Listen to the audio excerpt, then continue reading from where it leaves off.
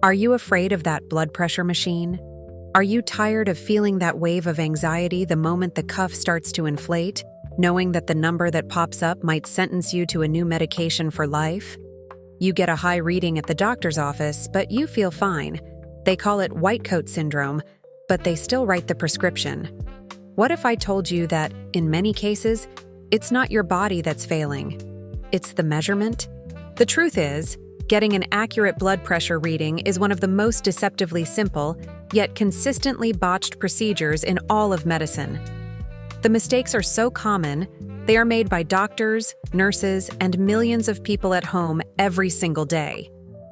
These innocent mistakes are leading to overdiagnosis, unnecessary medication, and a tremendous amount of fear. This video is the antidote.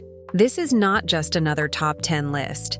This is a 40-minute masterclass on how to measure your blood pressure with absolute precision, why these mistakes happen, and how you can finally take back control and trust the numbers you see. The hidden science. What are we actually measuring? Before we expose the 11 mistakes, we must understand what we're looking for. When you see that number, 120/80, what does it mean? Think of your heart as a pump and your arteries as a system of flexible hoses. The systolic number, the top number, is the maximum pressure inside your arteries the exact moment your heart squeezes or contracts. The diastolic number, the bottom one, is the lowest pressure in your arteries when your heart is relaxing and refilling between beats. But here is the secret most people never learn. Your blood pressure is not a fixed number. It is not like your height. It is a dynamic, constantly changing vital sign that responds to your every thought, your every movement, and your every breath. The system that controls this is called the autonomic nervous system, and it has two parts, the gas pedal and the brake pedal. The brake pedal is the parasympathetic system. This is your rest and digest mode. It's active when you are calm, relaxed, and breathing slowly. Your heart rate is low, and your blood pressure is at its true, baseline, resting state. The gas pedal is the sympathetic system.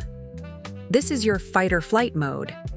When you are stressed, when you argue, when you drink coffee, when you have to pee, when you're even just thinking about your blood pressure.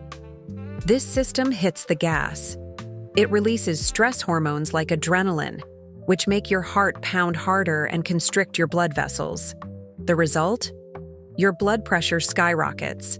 The entire goal of a blood pressure measurement is to capture your brake pedal, parasympathetic number.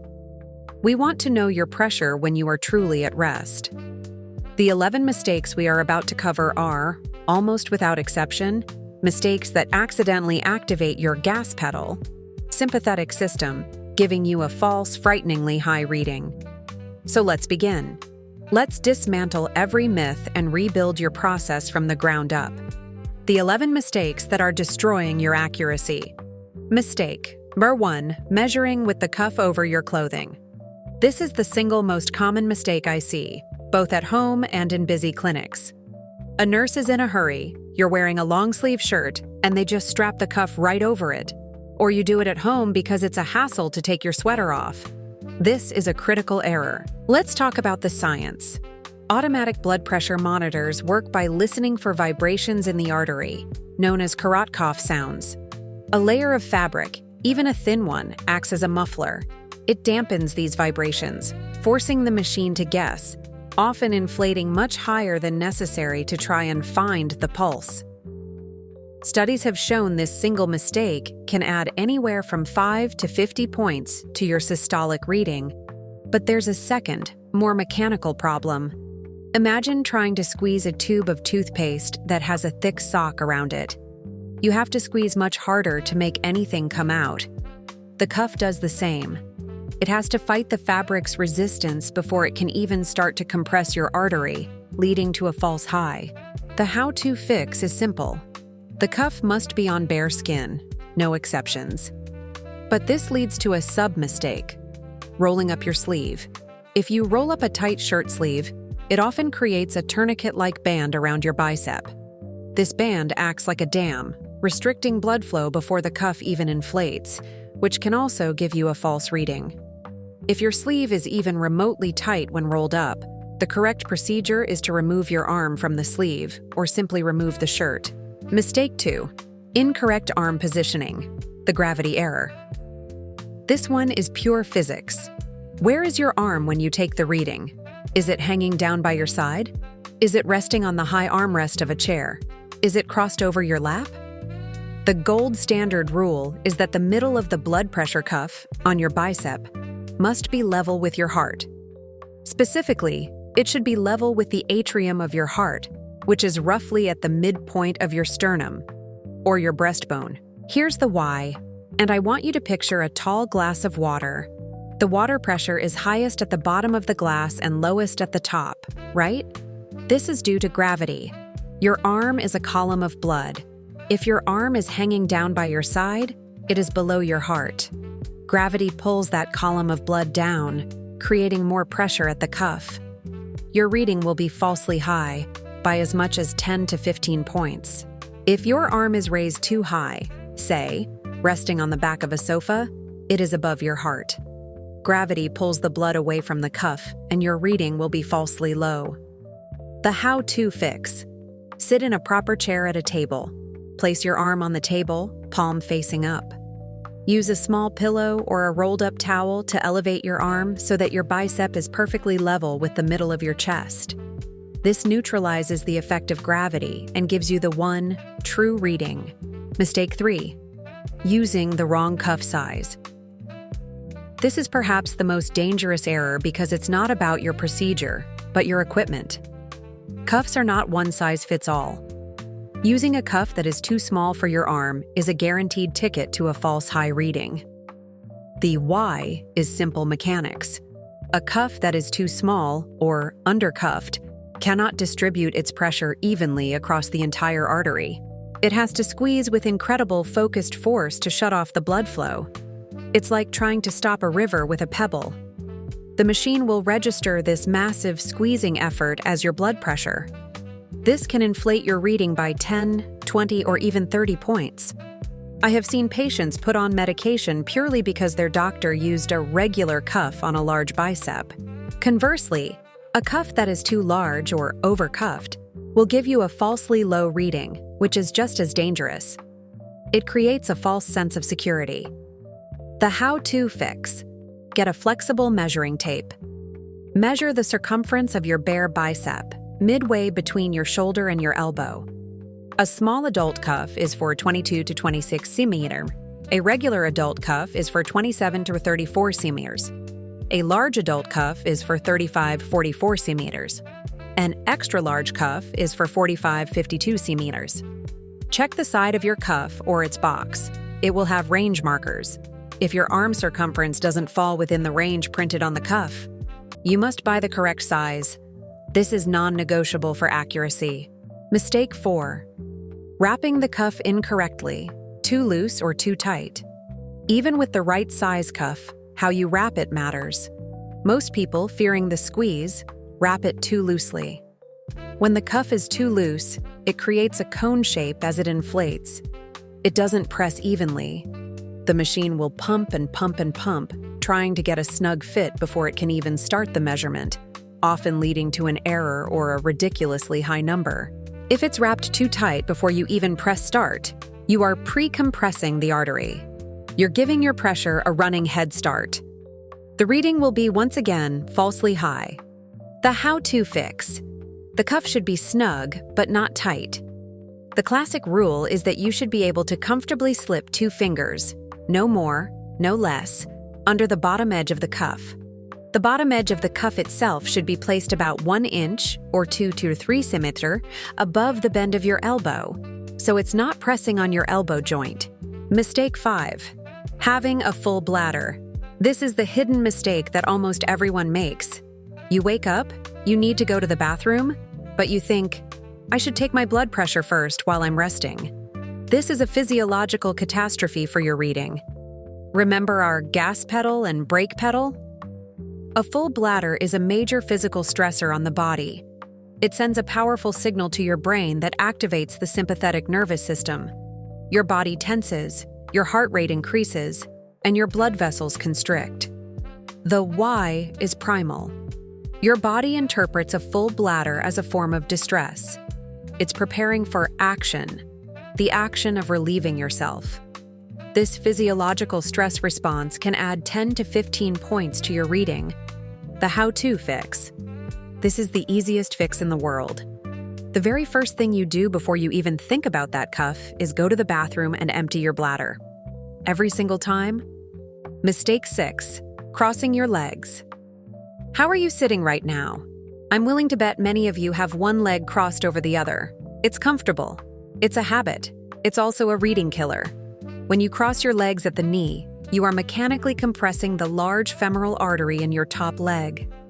Your body, sensing this blockage, automatically increases its overall pressure to try and force blood past that compression. This isn't a small effect. It's a systemic, body-wide pressure increase. The why goes deeper. This posture also tenses your abdominal and pelvic muscles, which, once again, sends a signal to your brain to activate the gas pedal sympathetic system. The how-to fix. You must be sitting with both feet flat on the floor, legs uncrossed. It might feel unnatural if you're a habitual leg crosser, but it's essential. Your feet should be flat, your legs relaxed. Mistake 7. Not resting for 5-10 minutes beforehand. This mistake is the reason most readings in a doctor's office are wrong. Think about the last time you went. You rushed from the parking lot, you checked in, you felt anxious in the waiting room, a nurse called your name. You walked down a long hallway, you hopped up on the exam table, and immediately she strapped on the cuff. You have done zero resting. Your body is still in activity mode. The adrenaline from your commute, the physical exertion of walking, the anxiety of being there, all of these have your gas pedal floored. The number you get is your stressed out and rushed pressure, not your resting pressure. The how-to fix. This requires patience. When you sit down to take your reading, you must first do nothing. Set a timer on your phone for 5 minutes. Some experts even recommend 10 minutes. During this time, you don't check your email. You don't watch TV. You just sit. You follow all the rules: feet flat, back supported, arm at heart level, bladder empty. And you breathe. Take slow, deep diaphragmatic breaths. Inhale for 4, hold for 4, exhale for 6. Let your brake pedal, parasympathetic system, take over. Only after that 5-minute timer goes off do you press the start button. Mistake 8. Talking or moving. During the reading. This is an extension of mistake number 7. The nurse straps on the cuff and then asks, "So, are you having any chest pain? How are those medications working out?" You, being polite, answer her. And as you speak, your blood pressure climbs. The why. The physical act of speaking tenses your chest and abdominal muscles. Even the mental effort of formulating a response is enough to trigger a small sympathetic spike. Any movement, fidgeting, checking your phone, shifting in your chair, does the same thing. The how-to fix. The measurement period, that 30 to 60 seconds the cuff is inflating and deflating, is a quiet zone. You do not talk, you do not move. You remain perfectly still and continue to breathe calmly until the cuff is fully deflated and your number appears. If someone speaks to you, politely hold up a finger and answer them after it's done. Mistake 9. Using the wrong arm and not knowing your baseline arm. Did you know that it's normal to have a difference in blood pressure between your left and right arms? It's true. A difference of 5 to 10 points is generally considered normal due to anatomy and how the arteries branch off the aorta. The mistake is twofold. You have a significant undiagnosed difference, more than 15-20 points, which can be a sign of a serious underlying medical condition like a blocked artery, subclavian stenosis. You are arm hopping, measuring on your left arm Monday, your right arm Tuesday. You're not comparing apples to apples, so you can't see a true trend. The how-to fix. The very first time you set up your home monitoring, you must calibrate your arms. Take a reading on your left arm, following all the rules. Wait 2 minutes. Take a reading on your right arm. Wait 2 minutes. Repeat the process, taking a second reading on each arm. Average the 2 left arm readings and the 2 right arm readings. If the numbers are close, within 10 points, that's great. From this day forward, you will always use the arm that gave the higher reading. That is your new baseline arm. The higher number is the truer representation of the stress on your arterial system. If the difference is consistently 15 points or more, you must stop and discuss this finding with your doctor. Mistake 10. Bad posture, slouching or no back support. This is the one we all do on the sofa. You're slouching, your back is rounded, and your core is unsupported. The why. When you slouch, your abdominal and back muscles have to tense to hold your body upright. This isometric contraction is a physical stressor. It activates the sympathetic nervous system and can add 5 to 10 points to your reading. The how-to fix. You must sit in a chair that has a firm back. A dining room chair is perfect. A soft, squishy sofa is the worst possible place to take your pressure. You must sit up straight, with your back fully supported by the chair. This allows your entire body, from your feet to your back, to be fully relaxed. Mistake 11. Measuring at the wrong time, the timing fallacy. People take their blood pressure whenever they remember. Just finished a big meal? Just had a stressful argument with your spouse? Just chugged a large coffee? Just came back from a brisk walk? These are all the worst possible times to measure. The why. Caffeine. It's a stimulant. It directly activates your gas pedal. Stress. An argument floods your body with adrenaline. Your reading will be sky high, but it's situational, not your baseline. Exercise. Your pressure is supposed to be high during and after exercise. Digestion. This is the secret one. After you eat a large meal, your body shunts a huge amount of blood to your digestive system. This can drop your pressure, postprandial hypotension in some, or raise it in others. Either way, it's not your resting state. The how-to fix. You must measure at consistent times each day in a true resting state.